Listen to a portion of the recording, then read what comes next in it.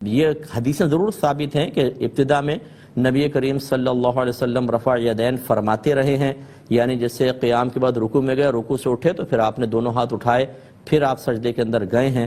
تو جیسے امام شافعی کے پیروکار ایسا ہی کرتے ہیں، لیکن ہمارے احناف کے نزدیک یہ حدیثیں منسوخ ہو چکی ہیں۔ کہا کہ کچھ لوگ رفع یدین کر رہے ہیں، آپ فرماتے کیا یہ وقت نہیں آیا کہ تم اسے چھوڑ دو، کہ رسول اللہ نے یہ عمل پہلے کیا بعد میں اس کو چھوڑ دیا؟ تو جو عمل نبی چھوڑ دے تو پہلے والا عمل منسوخ ہو جاتا ہے، منسوخ عمل پر عمل کرنا جائز نہیں ہوتا۔ رفع یدین کرو،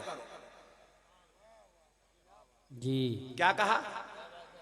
نماز میں رفع یدین کرو۔ نماز میں رفع یدین بولنے والا کون ہے؟ نبی ہے۔ کرنے والے کون ہے؟ صحابہ ہے۔ لکھا کہاں ہے؟ بخاری میں ہے۔ Point to be noted. لکھا کہاں ہے؟ بخاری میں ہے۔ مگر مسئلہ یہ ہے حضور یہ عمل ہمیشہ کرتے تھے یا کچھ دن کے لیے کیے تھے؟ کچھ دن کے لیے بے شک۔ صحابہ کرام حضور سے عرض کرنے لگے یا رسول اللہ آپ پر ہمارے ماں باپ قربان آقا، ہماری صفوں میں منافقین آ رہے ہیں، اپنے آپ کو چھپانے کے لیے منافقین ہم مسلمان ہیں بول کے ثابت کرنے کے لیے ہمارے ساتھ ہماری صفوں میں نمازوں میں کھڑے رہ رہے ہیں، اپنے نفاق کو اپنی منحوست کو چھپانے کے لیے۔ لیکن یا رسول اللہ وہ اتنے شریر ہیں کہ نماز کو آتے وقت اپنے بغلوں میں بتوں کو رکھ کے لا رہے ہیں۔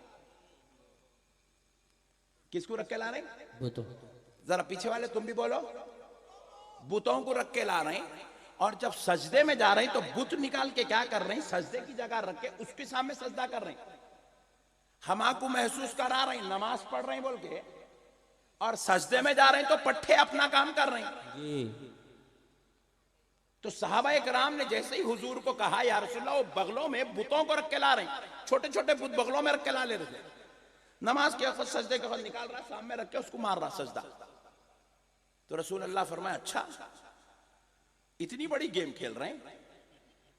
تو بولے کہاں رکھ کے لا رہے ہیں بت؟ بغل۔ ذرا زور سے۔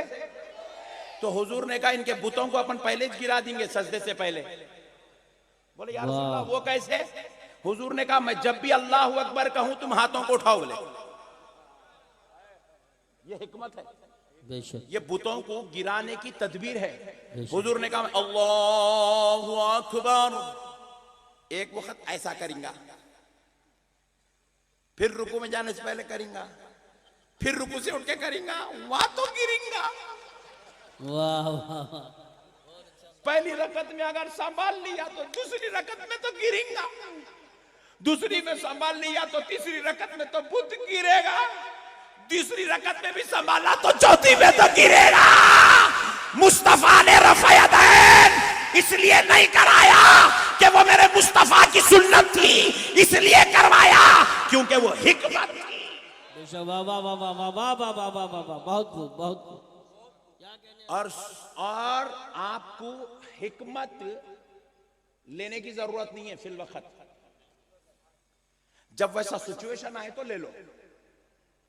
تمہاری صفوں میں کوئی بت لے کے آ رہا نہیں، تمہیں کو رفع یدین کرنے کی ضرورت ہے نہیں۔ بے شک۔ تم تو وہی طریقہ اختیار کرو جو آمنہ کے لال نے ہمیشہ کے لیے اختیار کیا تھا۔ بے شک۔ اور حضور کی سنت کیا ہے؟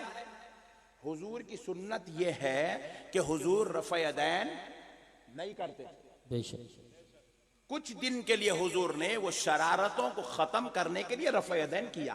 بے شک۔ اب یہ پٹھا کیا کر رہے معلوم؟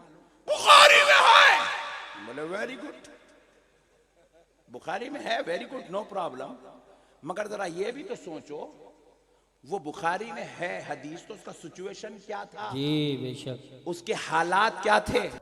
رفع الیدین، ہاتھوں کو اٹھانا، یعنی کہ تکبیر کے ساتھ میں یا تھوڑا آگے یا پیچھے رفع الیدین کرنا، ہاتھوں کو اٹھانا۔